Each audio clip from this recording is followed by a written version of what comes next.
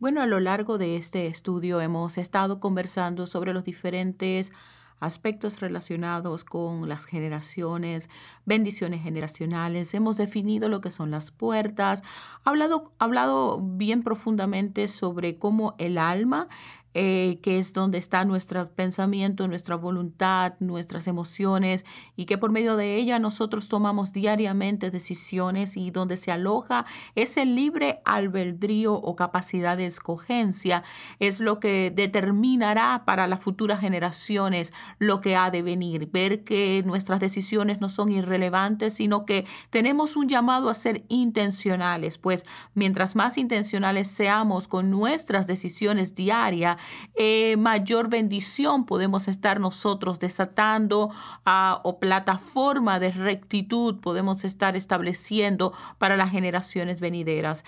Ha sido la intención de este estudio ver cómo, así como estudiamos la ley de la siembra y la cosecha en el audio pasado, ver también cómo a esta ley de la siembra y la cosecha nos lleva a una mentalidad de convertirnos en la primicia. Y cuando somos la primicia, la santidad es sencillamente un fruto, la vida de rectitud es un fruto, porque nuestra disposición de corazón e intenciones de corazón es lo primero y lo mejor para Dios. Y este ha sido el tema central a lo largo de este interesante estudio bíblico que ha edificado profundamente mi vida y anhelo también sea de gran edificación para cada uno de ustedes que están escuchando.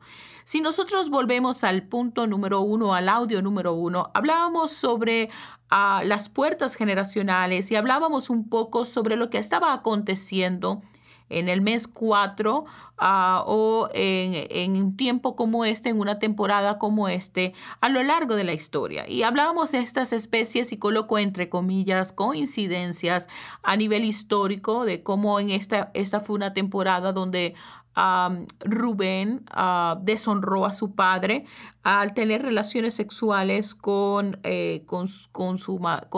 una de las concubinas de Jacob, y cómo la deshonra trajo maldición generacional sobre su vida. Hablamos también sobre el pueblo de Israel, que 12 espías fueron, de los cuales 10 dieron palabra de gran descontento o incredulidad, es más apropiada, de incredulidad, y sabemos que la incredulidad deshonra a Dios. Hablábamos del momento en que Moisés vuelve y se encuentra que el pueblo ha levantado una estatua, un becerro de oro, con el mismo oro y las mismas posesiones que Dios le había entregado al sacarlo de la cautividad de Egipto. Y vimos cómo también la idolatría deshonró a Dios. Así que de una u otra manera vimos que los efectos de cada uno de estos actos de deshonra trajeron consecuencias inevitables para la generación completa, trajeron consecuencias inevitables para las generaciones venideras. Y básicamente lo que ha tratado todo este largo, profundo y hermoso estudio ha sido de restaurar las puertas y entender la necesidad que tenemos de honrar a Dios, como los principios de honra que nosotros establecemos como seres humanos, como individuos, como padres, directamente va a afectar a las generaciones venideras. Cuando nosotros tenemos hijos, yo pienso que la esencia de ellos poder aprender a ver la vida bajo un concepto de que ellos no están ocupando un espacio, de que ellos no son unos seres que están sencillamente consumiendo aire, que ellos están acá porque Dios les ha entregado un propósito que va más allá de una carrera, que va más allá de aquello que se puede hacer en términos de logros o alcance, pero también la capacidad de ellos ver cómo todos nos necesitamos los unos a los otros, cómo aunque la sociedad insta a una mentalidad de egocentrismo, una mentalidad egoísta, como hablé en audios anteriores, mi, yo y yo, a su vez, mientras mayor capacidad tengamos de impartirle a nuestros hijos Uno, la perspectiva eternal, como todo lo que nosotros hacemos acá vamos a rendir cuentas de esto en la eternidad, pero a su vez como todo lo que nosotros hagamos va a desatar una plataforma de bendición o una plataforma de maldición, por llamarlo desde un punto de vista de ya sea de escasez, de falta de entendimiento, que hay cosas que estamos llamados nosotros, llamados nuestros hijos en el presente momento de entender, de manera que mientras nosotros recibimos esa revelación, las generaciones siguientes solo caminan sobre esta revelación y reciben algo nuevo. Dios no tiene que empezar de nuevo en cada una de las generaciones. Entonces, hacer esto, entender el compromiso que nosotros tenemos en este instante, es actuar en una forma de honra. Y vemos escenarios en la palabra donde la honra ha desatado una cultura de adoración, ha transformado la mecánica de gobernar, ha hecho cambios que han impartido bendiciones por medio de las generaciones.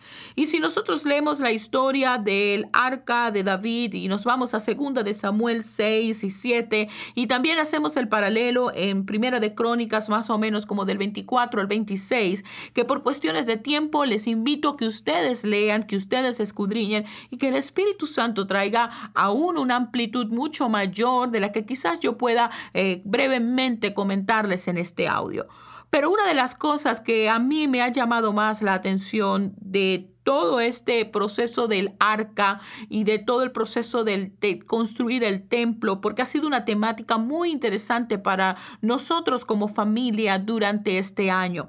A principio de años el Señor nos llamaba a tener manos limpias y corazón puro. Nos hablaba de que cada vez que un rey va a conquistar, la característica principal que Él busca en reyes que van a conquistar no es cómo bien manejes la espada, aunque eso es importante, sino que tengas el corazón adecuado. Y recordábamos del corazón de David. Una de las características hermosas del corazón es que tengas un corazón puro, un corazón limpio. Y ese corazón libre de vanidades, ese corazón puro, también me recuerda a nivel de aceptación, de atracción que tenía Dios por el corazón de David, porque el corazón de David siempre estaba tras el corazón de Dios. Y lo segundo que hablábamos sobre lo que significa reinado es entender que todos los asuntos de corazón automáticamente se refieren a un asunto de adoración. Entonces, todo lo que tenga que ver con reinado tiene que ver con corazón, y todo lo que tiene que ver con corazón tiene que ver con adoración. A la final, en el corazón es donde se alojan los tesoros. Si para un rey lo importante son los tesoros que van a conquistar, entonces absolutamente en algún punto el dinero, la fama, las posesiones, el estatus, la autoridad, el título va a tener mucho mayor importancia que el anhelo ferviente de tener un corazón tras el corazón de Dios. Y vamos a ir terminando creando ídolos de los títulos, ídolos de las posiciones, ídolos de las estructuras, ídolos de las multitudes, y todos terminamos siendo nosotros probablemente los propios ídolos del lugar y de la posición donde el Señor nos está colocando. Pero cuando nosotros tenemos un corazón tras el corazón de Dios, una de las características principales que buscamos es honrar a Dios. Y en esto David fue bien interesante, porque cuando David se convirtió en rey, él tenía una plataforma inmensa desde la que él podía honrar a Dios. Y él tomó esta iniciativa trayendo primeramente el arca del pacto de regreso a Jerusalén. Ahora, hasta donde hemos podido estudiar y hasta lo que he podido investigar en diferentes recursos, no se denota que haya habido la intervención quizás de un profeta que le haya dicho que se tomase la tarea de recuperar el arca o de volverlo a colocar en el lugar. No se nota que haya algún sacerdote que haya insinuado o le haya dado la iniciativa, le haya mostrado la iniciativa, o un consejero o algo que alguien externo que le haya dicho que hiciera esto, porque acuérdate que el arca había estado ausente del tabernáculo por más de 50 años. Pero Dios no se muestra en ninguna parte que Dios hubiese dicho a nadie sobre este punto. Pienso que en algún momento, y este es mi pensamiento, esto es algo muy personal, que en algún punto Dios estaba esperando que alguien tomara la iniciativa de honrarle. Y David notó que existía un problema y David tuvo el deseo de corregir ese problema y decidió irse a la esencia de algo que para él era importante en lo que son sus core values o en lo que eran sus valores esenciales, y es honrar a Dios. David buscaba siempre la forma en la que él podía honrar a Dios. Entonces él nota que hay una ausencia, que hay algo que se puede hacer mejor. Por eso es que la honra y la excelencia van de la mano. Cada vez que nosotros estamos en algunos escenarios, sea en nuestros trabajos, sea en nuestras familias, sea en nuestra comunidad, siempre va a llegar un momento en el que nosotros vamos a ver que quizás hay cosas que están funcionando y están funcionando bien, pero cuando nosotros traemos el anhelo de la excelencia y nos damos cuenta que pueden funcionar mejor, ese acto automáticamente trae honra, desata honra sobre esa familia, desata honra sobre esa comunidad, desata honra sobre ese lugar de trabajo, pero también desata honra a Dios, porque la esencia de Dios es que nosotros manifestemos su carácter en todo lugar donde nosotros estamos, que nuestra actitud sea una actitud que está predispuesta a querer honrar a Dios, pero a veces para poder hacer eso nos toma trabajo. Debemos nosotros llevar la tarea, debemos nosotros caminar la milla extra, debemos nosotros hacer el esfuerzo que quizás otros no estén dispuestos a hacer,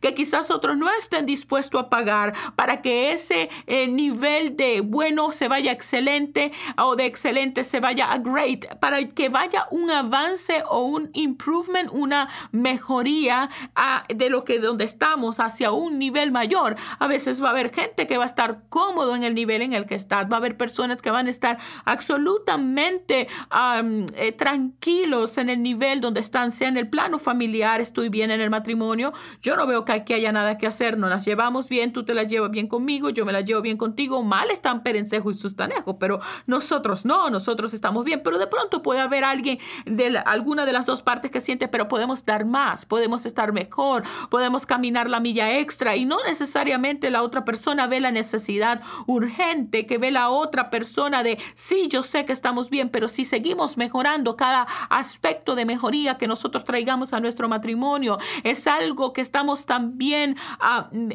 impartiendo sobre la vida de nuestros hijos, porque estamos elevando los estándares, estamos aumentando el nivel de entendimiento de lo que es la unidad, de lo que es pacto, estamos reflejando aún más el carácter de Dios. Entonces, a veces nos encontramos en este mismo comportamiento, en este mismo escenario, mejor dicho, dentro de nuestros trabajos, y decimos, wow, ¿sabes qué? Esto pudiese ser hecho mejor. O vamos a llegar de pronto a una tienda de autoservicio, cosas tan tontas y esenciales, como que llegamos a una tienda de comida rápida y nos damos cuenta que tenemos ahí a la disposición todo el azúcar que queremos, la mayonesa que queremos, y todo eso está allí disponible, y tú te das cuenta que el que va llegando se le cayó una mayonesa y la dejó allí tirada, y que llega el otro y fue a agarrar el azúcar y nada más necesitaba 2, pero abrió 5 paquetes y quedaron el resto de las azúcares lanzadas. Y cuando tú llegas, tú dices, wow, sabes, no es de mi incumbencia, yo no trabajo acá, yo no soy dueño de este lugar, pero hay algo que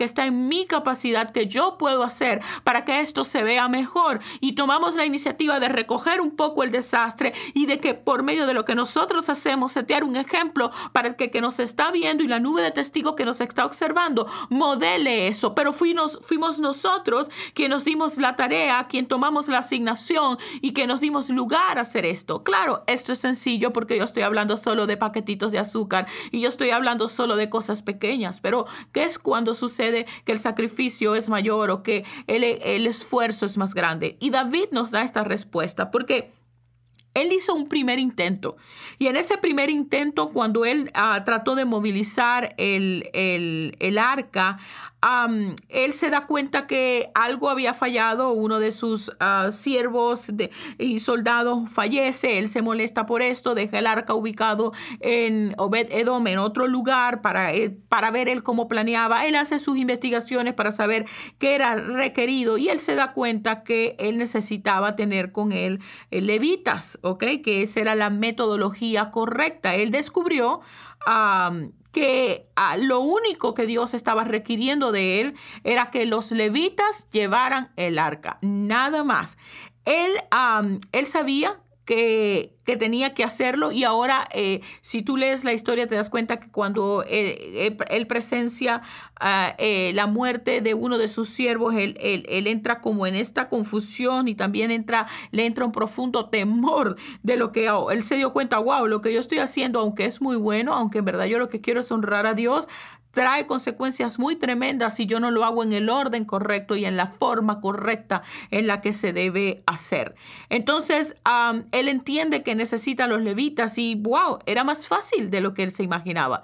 Solo necesitaba que alguien de la tribu de Leví, que era la tribu sacerdotal, a quien Dios le había instruido y le había asignado la tarea de estar en contacto, de manejar todo lo que se refería con el arca y en conclusión con lo que era su presencia y todo lo que eran los actos y sacrificios y todas las cosas que ellos tenían que hacer. Era la tribu de Leví. Entonces, de una u otra manera, algo que se veía tan escalofriante, tan difícil, tan complicado, se solucionaba tan simplemente buscando personas de la tribu de Leví. Así que él pudo haberse detenido allí, buscaba a las personas de la tribu y le decía, por favor, muéveme este arca de un lugar al otro.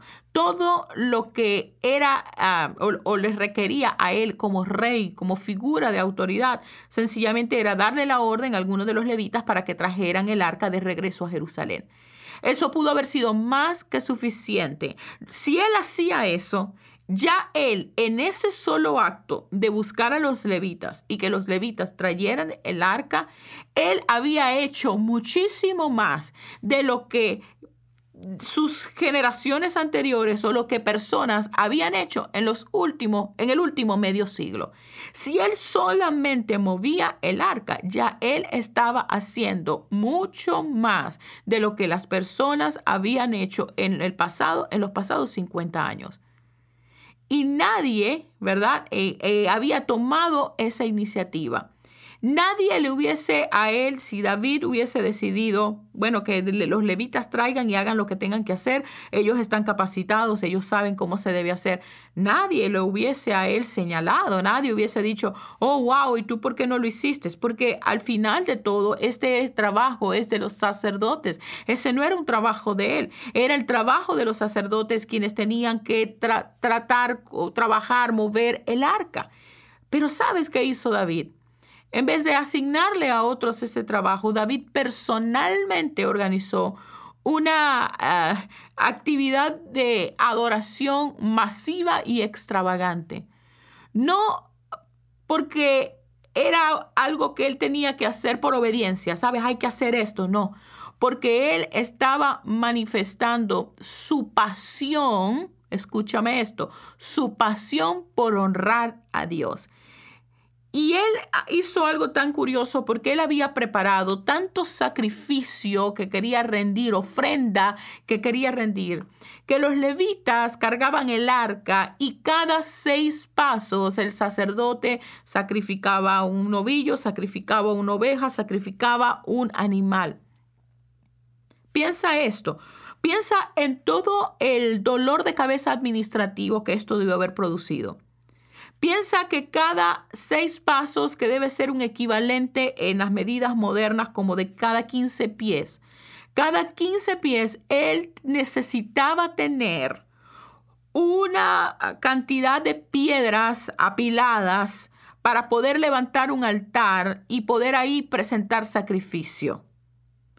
Imagínate que cada 15 pies él tenía que tener una cantidad significativa de carbones, de madero para poder encender el fuego.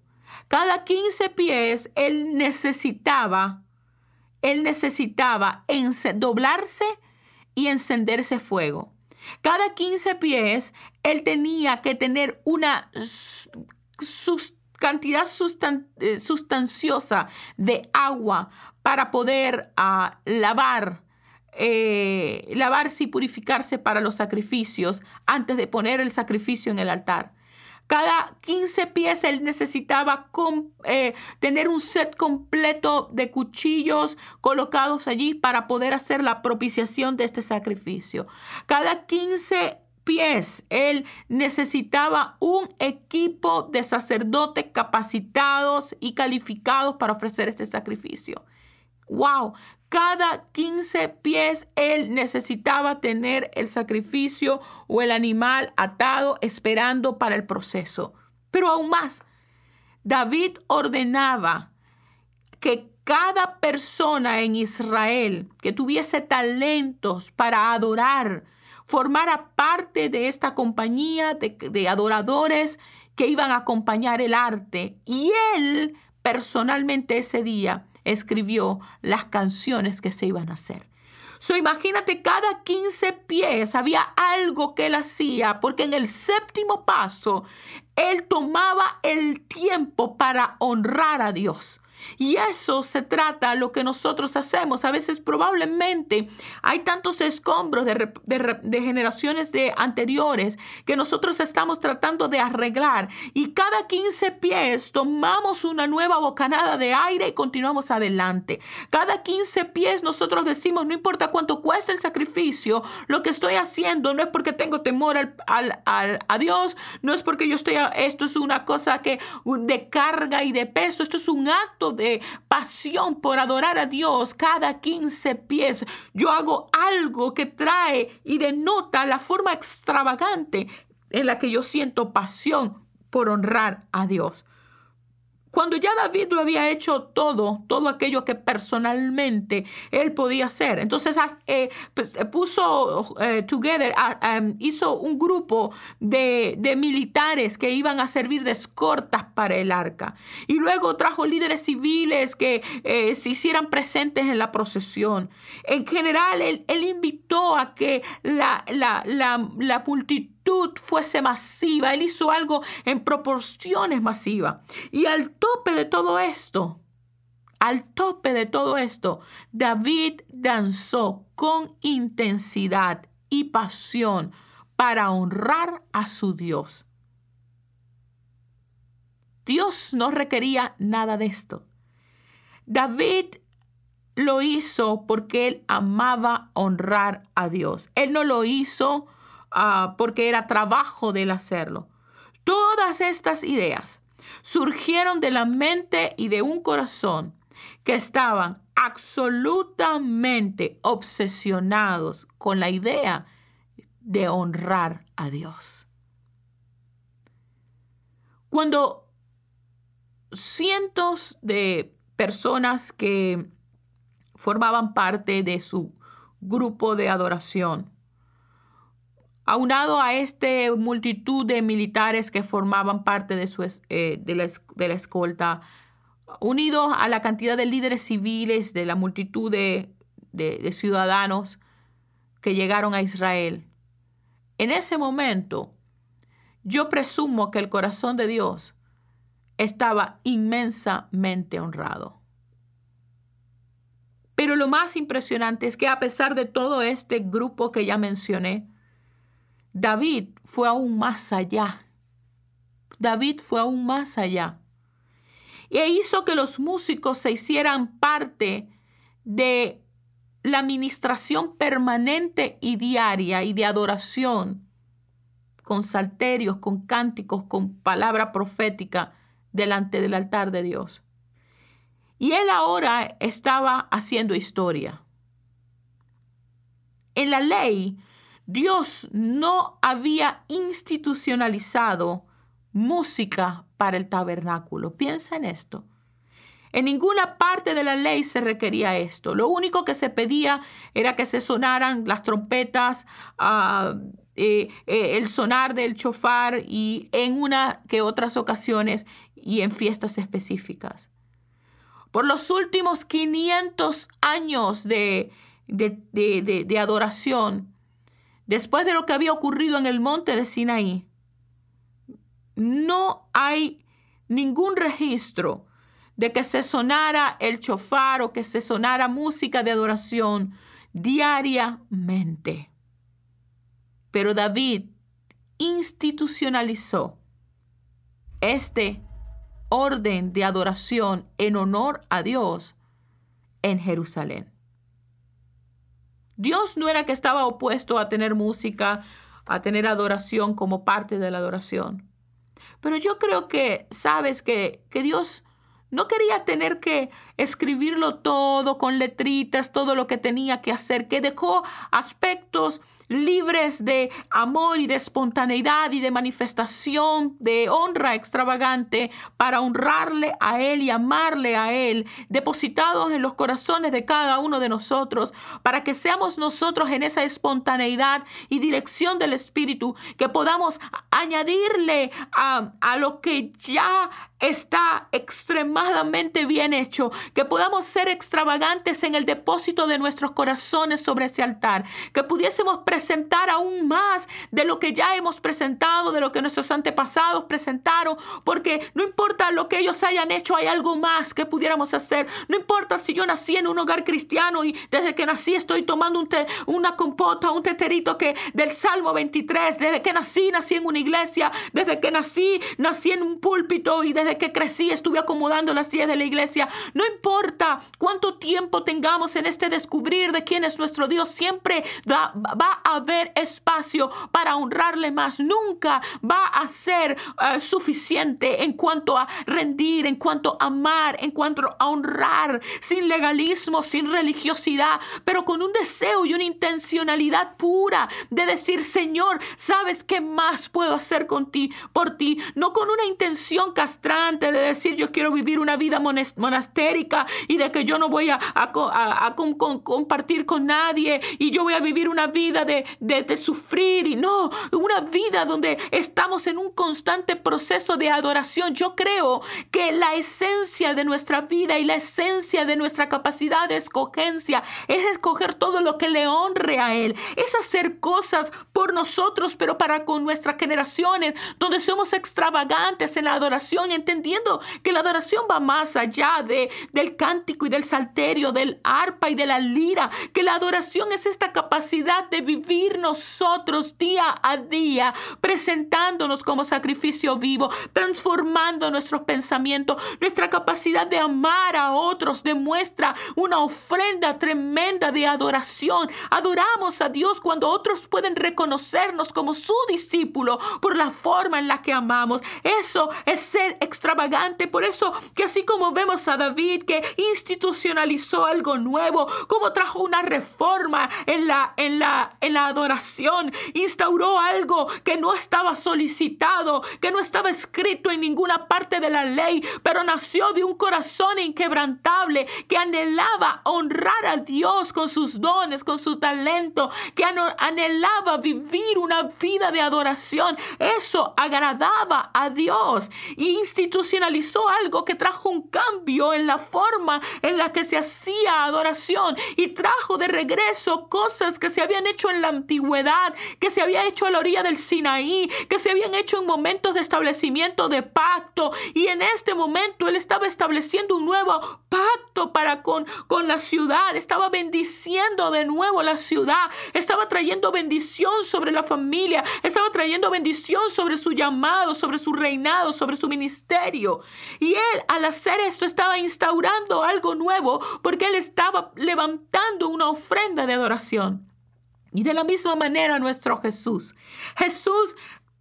añadió algo y presentó de una perspectiva diferente esto que nosotros llamamos la ley, porque Él dice: he aquí les voy a dejar un nuevo mandamiento. Estableció un nuevo mandamiento, y en ese mandamiento establece un orden nuevo de adoración, una perspectiva nueva de adoración, y es que tenemos que amarnos los unos a los otros como Dios nos amó a nosotros. La expresión del amor es la manifestación máxima de adoración, es el nivel mayor de guerra espiritual. Estableció un nuevo mandamiento que es tan conocido, que era tan trivial, que quizás habíamos escuchado muchísimas veces la importancia de amar a otro, pero lo institucionalizó como la expresión de adoración de mayor nivel. Cuando Él habló con Pedro, Él lo confronta y le dice: me amas. Y la manifestación y la expresión del amor que que Pedro sentía por Jesús debía verse reflejada en la capacidad de apacentar a las ovejas. Y apacentar a las ovejas representa también la capacidad de hablar y de ministrar de acuerdo a la palabra, de entregar la palabra a tiempo, de entregar la palabra sazonada, de entregar el pasto justo. Por eso necesitamos someternos a la palabra, porque el trabajo de nosotros como padres es apacentar a nuestros hijos, es discipular a nuestros hijos, es asegurarnos de que ellos no están comiendo en pastos donde no deben comer. Cuando nosotros cumplimos con esta orden, con este principio de amar a nuestros esposos como a nosotros mismos, de amar a nuestros esposos como Dios nos amó, y de que los esposos nos amen a nosotros como Dios les amó a ellos, e incluso como amó a la iglesia, estamos estableciendo un orden de honra, estamos estableciendo una cultura de honra que quizás nuestros antepasados no vivieron,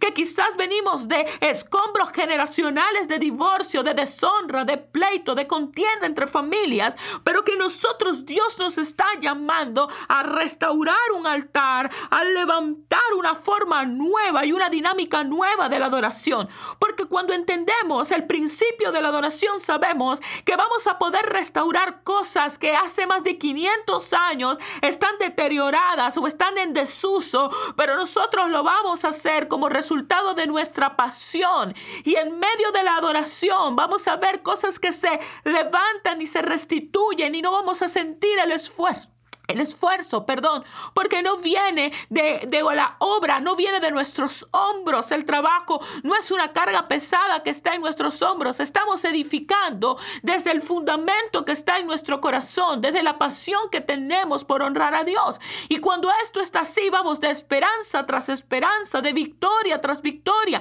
Y aunque sabemos que cada 7 pasos debemos detenernos, cuando sabemos que a veces al 7º paso necesitamos nueva fuerza, cuando sabemos que hay un sinnúmero de cosas que todavía tenemos que orquestar y poner, aún así vamos a ser extravagantes en nuestra adoración, porque sabemos que estamos honrando a Dios, y que la honra que nosotros damos al Señor, el Señor a su misma vez no solo se siente agradado, sino que Él nunca se queda con nada, y Él decide también honrarnos a nosotros. Dios no se opuso a ninguno de los aspectos de adoración que David estaba expresando. Y el hecho de que uno de los libros más amplios de la Biblia están destinados a los cánticos de adoración que surgieron en esta época en la historia de Israel, es una prueba fehaciente de que Dios se sintió honrado por este hermoso trabajo, esfuerzo e idea de David. David posteriormente asignó guardias en el tabernáculo, no para proteger el arca de cosas que le pudiesen pasar o suceder o profanar, pero por el contrario, la oficina de estos guardias era otra forma simbólica y cultural de extenderle la honra a Dios. Él organizó luego sacerdotes para que ellos tuviesen la capacidad de organizarse y de ellos también preparar una forma en la que ellos pudiesen honrar a Dios más completamente. Él hizo todas estas cosas que Israel jamás había hecho antes, cosas que Dios no requería. No hubo un acto como este que quizás haya sido recordado en la historia de la adoración. Y él no honró a Dios porque él quería ser políticamente correcto, porque él era el rey, o porque él quería hacer una buena obra religiosa, o porque quería hacer un trabajo, un proyecto comunitario. Él honró a Dios porque en lo más profundo de su ser, él anhelaba honrar a Dios. Y esta, señores y señores, es la esencia del corazón de David. Esta es la esencia del rey. Esta es la esencia de un rey. Somos reyes y sacerdotes. Y si seguimos estudiando la historia de David, nos vamos dando cuenta que aun y cuando ya él había hecho todas y cada una de estas cosas que ya les mencioné, él seguía teniendo una insatisfacción interna. Hay palabras que a veces parecen que se contradicen, pero no. ¿Cuántas veces la palabra no nos dice que debemos estar contentos, satisfechos? Y cuando se refiere a las cosas y a las circunstancias, a posesiones, en todo proceso de transición que quizás estemos viviendo, aprender a estar satisfecho es una clave esencial de confianza. Pero cuando se trata de querer honrar a Dios, de adorarle, yo pienso que junto con el hambre por su palabra tiene que haber esa insatisfacción de querer seguir dando más, fuera del legalismo. Y eso estaba en David, porque cuando ya lo había hecho todo, él seguía insatisfecho. Y él había honrado a Dios en formas en las que nadie había hecho, con gastos con los que quizás nadie había incurrido. Se atrevió a unir figuras de liderazgo como quizás antes no se había hecho. Pero aún así él seguía estando insatisfecho. Así que luego se le ocurrió otra idea. Y la idea era que él podía honrar a Dios construyéndole un templo. Y de una u otra manera, era una idea bastante difícil o nueva, una idea nueva. Solamente el hecho de considerar abandonar el tabernáculo que había sido asignado y ordenado por Dios mismo en Sinaí.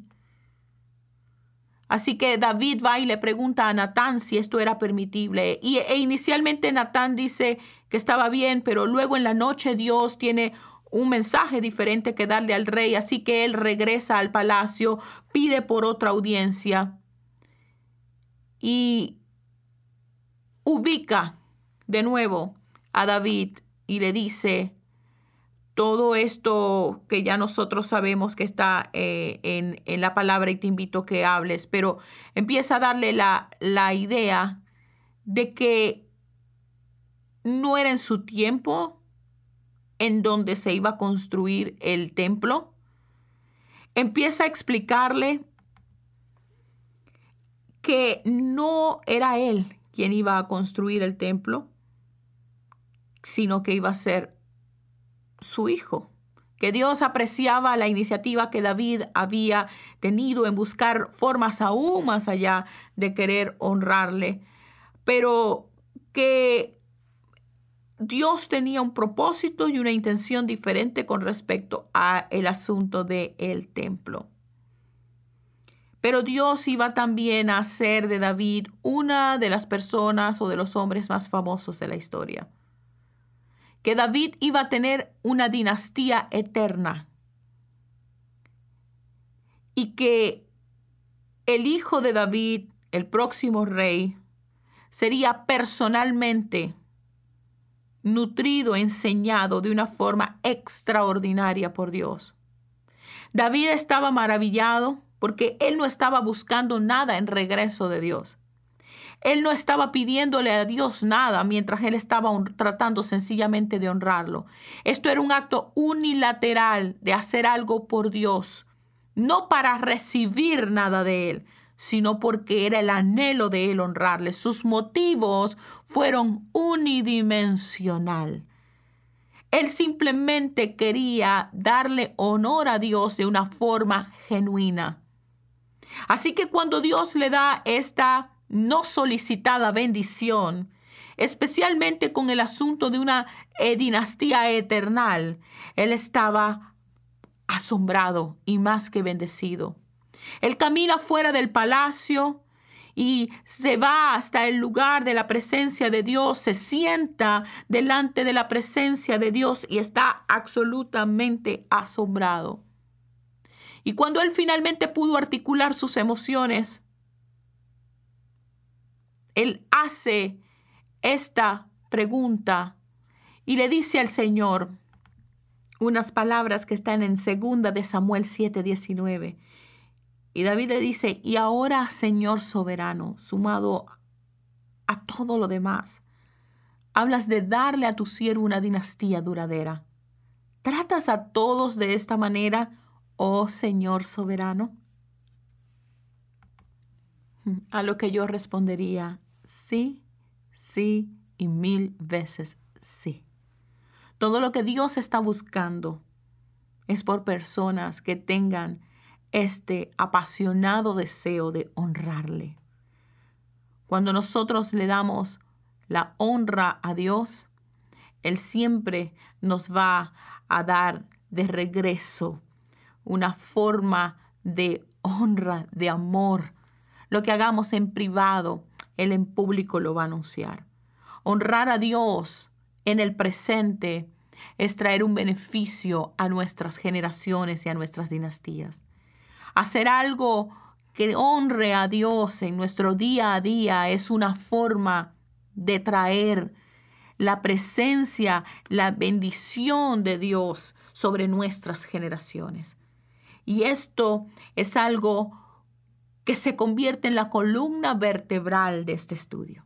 Si a partir de aquí no terminas de escuchar los audios los siguientes audios que faltan, si sencillamente esta ha sido la única enseñanza a lo largo de todo este estudio que has leído y logras entender el significado que tú das a tu dinastía, a tus generaciones, cuando tú decides honrar a Dios, si profundamente el principio de la honra desatas sobre tu vida una revelación nueva y actúas en función de esa generación, tú vas a estar impartiendo bendición sobre tus generaciones.